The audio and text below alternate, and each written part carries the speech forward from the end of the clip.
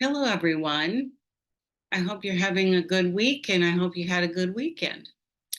This week, we are studying the sixth and seventh of our 8 diversity issues. We're bundling 2 together. We'll be looking at physical disability and cognitive disability in relationship to design. Now, most of us know several people with permanent physical or sensory disabilities. Some are visible, some are not. Perhaps you have a sibling with low vision or maybe a grandparent who has some difficulty walking.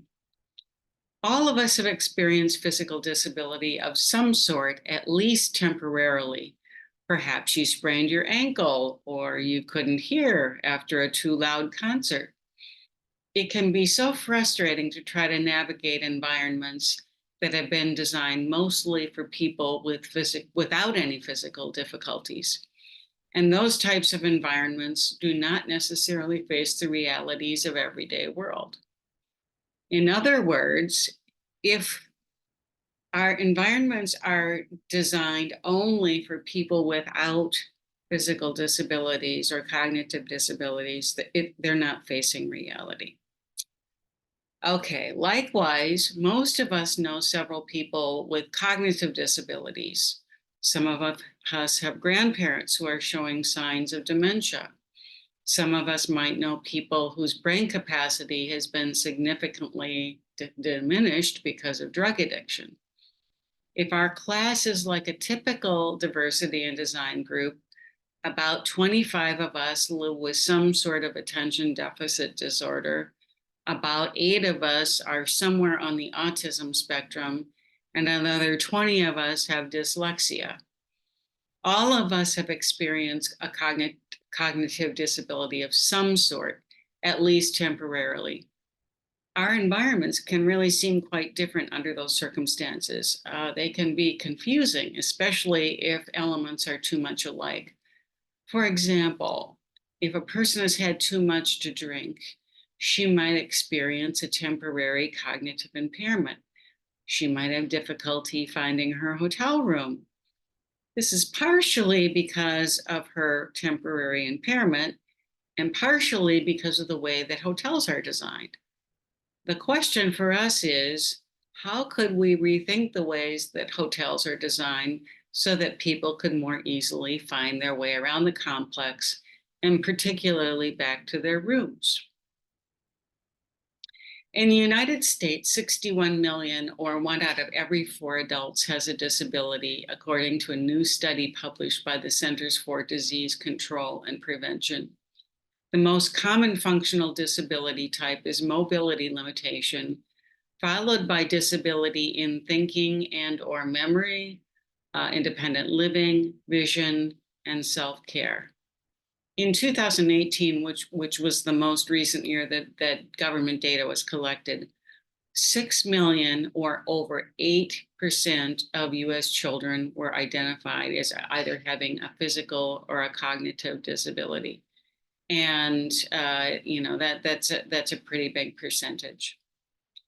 Now, designers play a big role in terms of reconceptualizing the relationships between our designed environments and our abilities. We need to design for a wide range of abilities, and we have to anticipate consequences that are not always in our spectrum of thinking. For that reason, it is really important for us to have a diverse group participating in the design process so that as many needs as possible can be embraced. So for example, would an architect with a hearing impairment design a restaurant in which it is difficult to hear across the table? I think not. Would a designer with memory difficulties ever design a hotel room with identical doors to all rooms? I think not. A little side note here, and this is not an advertisement, but I think it's an interesting approach. The Hampton Inns, instead of just having numbers on the doors, they do have numbers, but they also have photographs on each door. So maybe my door is a red truck and the person next door's door has a photograph of a merry-go-round on it. And it's a lot easier for us to remember pictures than it is for us to remember numbers. So I think that's a pretty good approach. And I'd love to see other hotels take that on. It seems so simple, and I don't know why they haven't done it.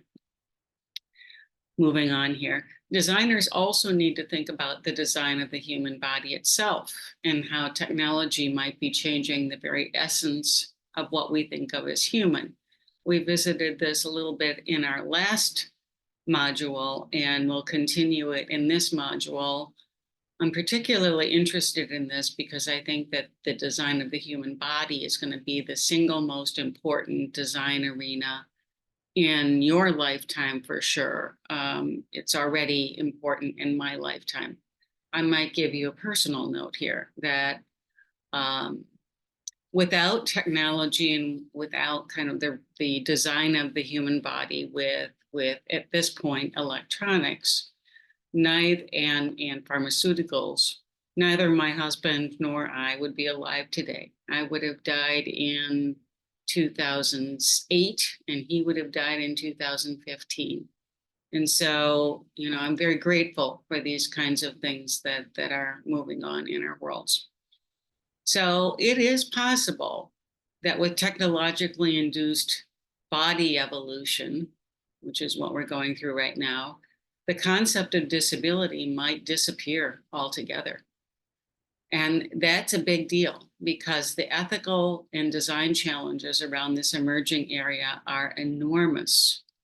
And we need to seriously contemplate the consequences of our actions as we move forward. So a lot of these things are really helpful and quite wonderful, but if they are managed in a very negative way or they are moved out of control into the world of designer babies with IQs of 160, et cetera, we're maybe moving into a separation of our species because of genetic modification. So that's a big deal. All right, on to the materials for the week. We have a rich constellation of past, present, and future ways of considering disability in relation to design. So we'll start with a basic PowerPoint that provides an overview and introduces you to the principles of universal design. Then subsequently, you're going to be reading an excellent summary of the history of disability rights in the US. Then you will take on an article that discusses asylums in the US before 1866. And this gives you an excellent overview of the sociocultural attitudes about disability during the late 18th and then the full 19th century. It's interesting to note that in Buffalo, we have two former asylums. We've got the H.H. Richardson Center on Forest Avenue, and then we have Hayes Hall, which I talked about in the description of the module for this week. I hope you take a look at that.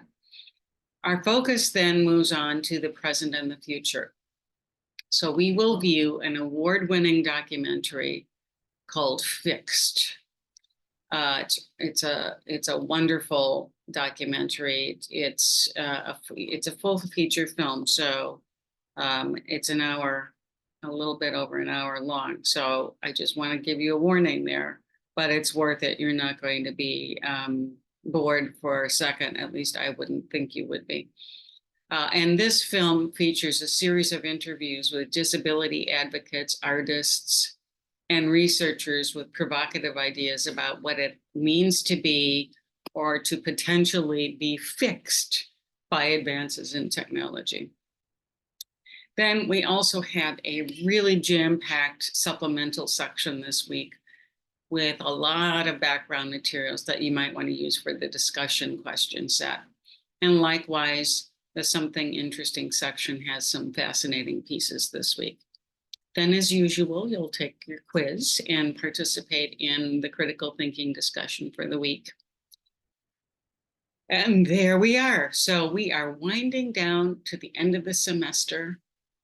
And all of us on the teaching team are really quite impressed with the thoughtfulness of your discussions these days. We want you to keep up the good work. Enjoy each day in some way and find delight in small things this week. And there are many wonderful small things popping out of the ground that I hope you discover. And even a few little small, what are goslings and little ducklings that I've seen roaming around. So I hope you enjoy that. Okay, take care. Bye-bye.